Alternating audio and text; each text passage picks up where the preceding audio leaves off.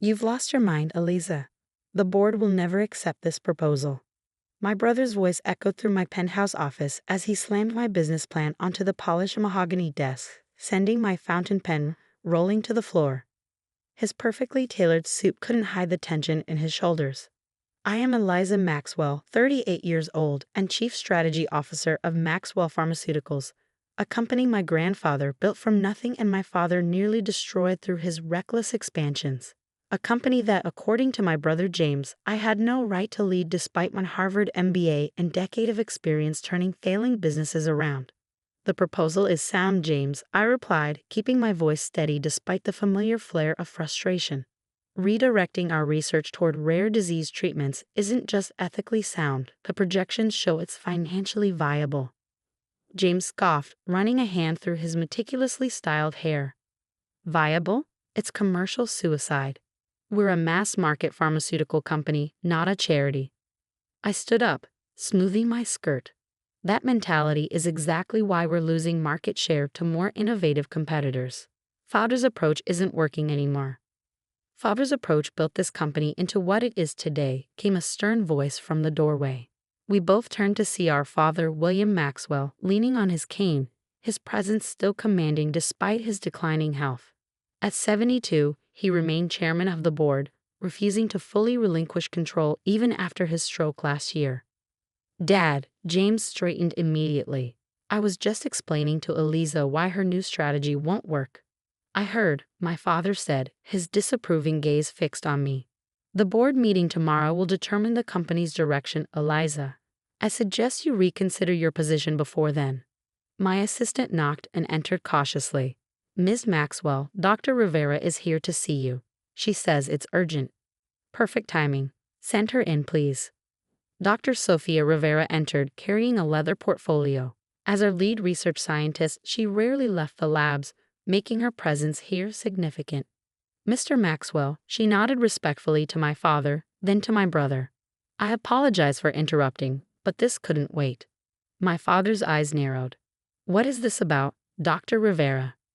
The preliminary results from Project Phoenix, she answered, placing her portfolio on my desk.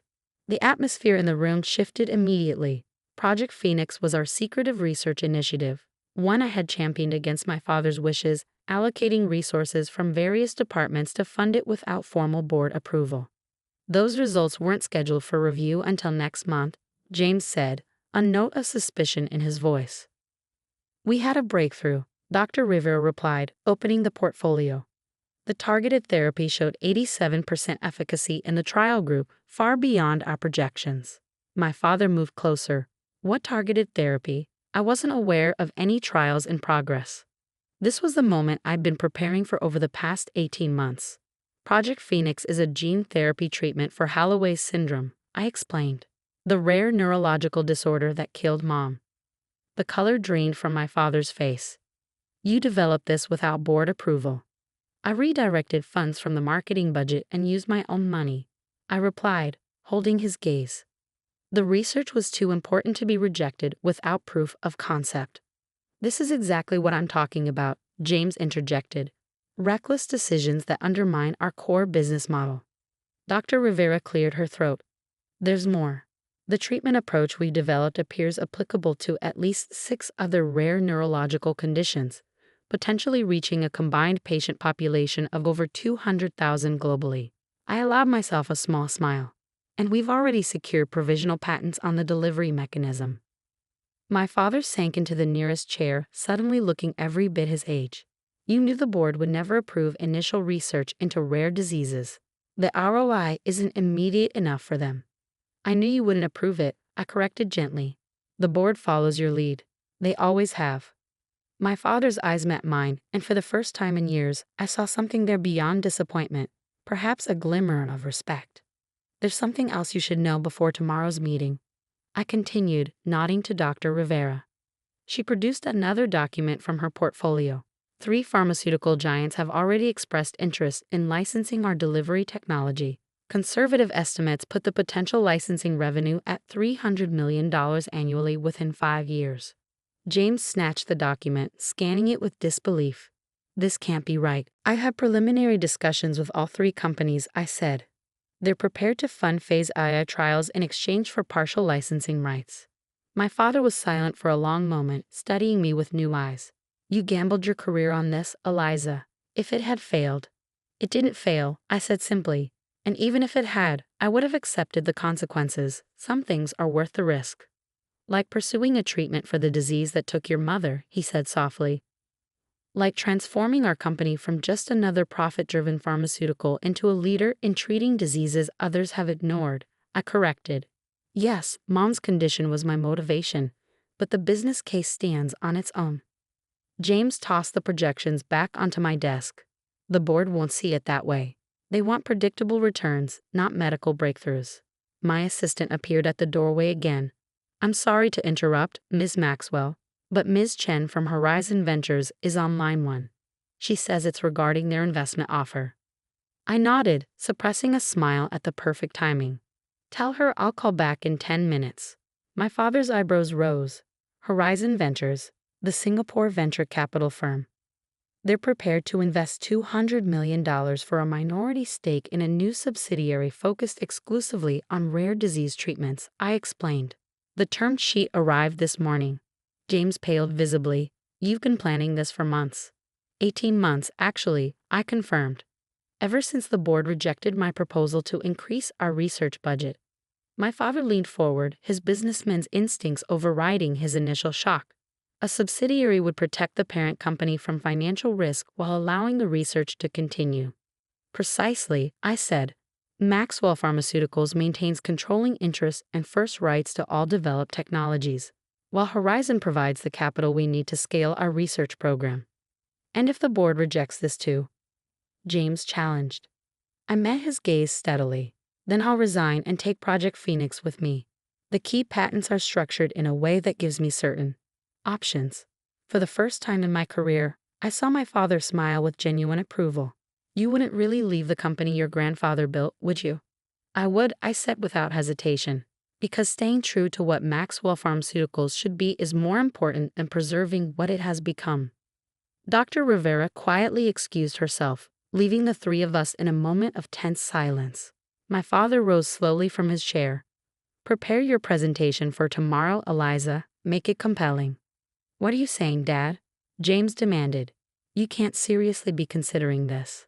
Our father turned to him, his expression softening slightly. James, your sister has shown the kind of vision and courage that built this company in the first place. Perhaps it's time we remembered what Maxwell Pharmaceuticals was founded to do. Help people, not just shareholders. After they left, I stood by the window overlooking the city. The research facility where my mother had spent her final days was visible in the distance. I thought of her then, her brilliance, her compassion, and her final words to me. Don't accept the world as it is. Reimagine it as it should be. Tomorrow would bring its own challenges. The board members, with their decades of entrenched thinking, wouldn't be easily swayed. James would likely marshal his allies against me. But for the first time, I wouldn't be fighting alone. My phone buzzed with a text from Dr. Rivera. Team is ready whenever you are. I smiled, tapping out a reply. Tomorrow we change everything. The next morning, I arrived at Maxwell Pharmaceuticals headquarters an hour early, my presentation meticulously prepared, my resolve unwavering. As expected, the boardroom was already charged with tension. Board members clustered in small groups, voices hushed. James stood with his closest allies. 3 board members whose investments had been guided by his financial advice for years. He barely acknowledged my entrance. Our father arrived last, intentionally I suspected, making his way to the head of the table with a deliberate slowness that commanded attention. His expression gave nothing away. Before we begin today's scheduled agenda, he announced once seated, I'd like to invite Eliza to present a new strategic initiative for the company.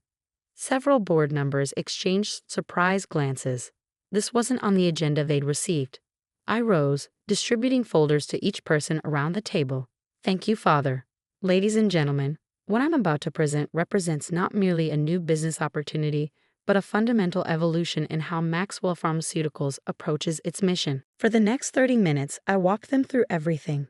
Project Phoenix's breakthrough results, the applicable patents, the licensing potential, and finally, Horizon Ventures' investment offer. This is highly irregular, objected Harold Bishop, our CFO and James's strongest supporter. Pursuing unauthorized research, negotiating with outside investors without board approval. These actions border on corporate misconduct. I disagree, came a firm voice from the doorway. We all turned to see Eleanor Maxwell, my 92-year-old grandmother and the widow of our company's founder, being wheeled into the room by Dr. Rivera.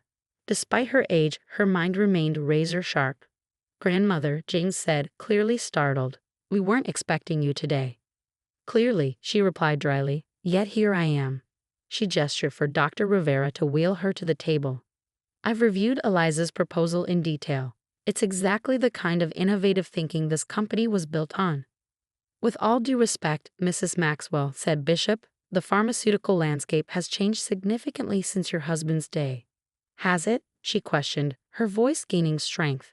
"Has the fundamental purpose of medicine changed? My husband didn't build this company to maximize shareholder returns, Mr. Bishop. He built it to save lives." She turned to address the entire board. "My grandson James has served this company admirably by protecting its financial interests.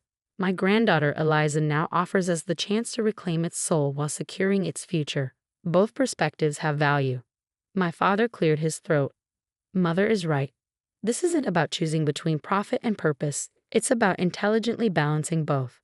The discussion continued for hours, questions flying, objections raised and addressed.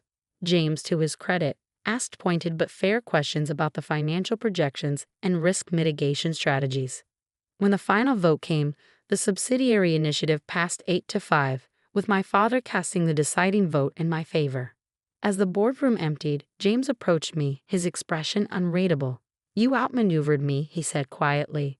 "It wasn't about winning, James," I replied. "It was about saving the company we both love." He seemed to consider this. "The financial risks are real, Eliza. I hope you understand that." "I do. That's why I need your expertise to manage them properly." I offered my hand. "Co-chief executives, your financial acumen, my strategic vision." Surprise flickered across his face, followed by cautious consideration. "You'd share the role." "Maxwell Pharmaceuticals needs both of us," I said simply. "Different perspectives, common purpose." After a long moment, he took my hand. "I'll hold you to those projected returns." "I'd expect nothing less," I smiled. Our father watched this exchange from across the room, a weight seeming to lift from his shoulders. For the first time in years, I saw a glimpse of the dynamic, visionary leader he had once been. 6 months later, as we broke ground on the new Maxwell Institute for Rare Disease Research, I stood with James, our father, and our grandmother, watching as Dr. Rivera unveiled the Institute's dedication plaque. "In memory of Catherine Maxwell, whose courage in life continues to inspire our mission." The company my grandfather built, my father preserved, and my brother protected now had a new chapter beginning, one that honored its past while reimagining its future. Sometimes the greatest business legacy isn't measured in market share or profit margins, but in the courage to remember why you started in the first place.